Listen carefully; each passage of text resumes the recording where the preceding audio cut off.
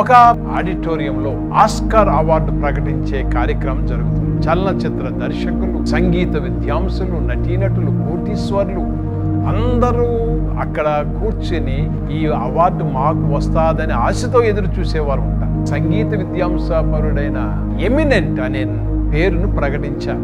ఆ పేరు గల వ్యక్తి అక్కడ లేడు. తన స్నేహితుడు పిలిచాడు, ఎమినెంట్ నీ పేరు పిలిచారయ్యా, నీకే వచ్చింది అవార్డు, రావాలి నువ్వు తొందరగా. అంటే ఈ రోజు నా కుమార్తెకు ఆట ఆడతాను అని వాగ్దానం చేశాను, ఈ రోజంతా గడుపుతానని, అందుచేత నా కుమార్తె కోసం నేను ఉండిపోతున్నాను, ఈ అవార్డు నాకు ముఖ్యం కాదు. ఒక తండ్రిగా లోక సంబంధమైన ప్రతిష్టాత్మైన ఆ పథకాన్ని విడిచిపెట్టి కుమార్తెకుతో గడపాలని ఆ తండ్రి ఎంత త్యాగం చేశాడో చూడండి.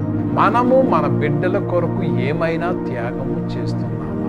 యేసయ్య పరలోక ప్రార్థన నేర్పించినప్పుడు ఆ పరమ తండ్రి దగ్గర నుంచి మనం ఏమి కోరుకుంటున్నామో భూలోక తండ్రిగా కూడా నీకు ఆ పాత్ర ఉందని తెలుసుకో.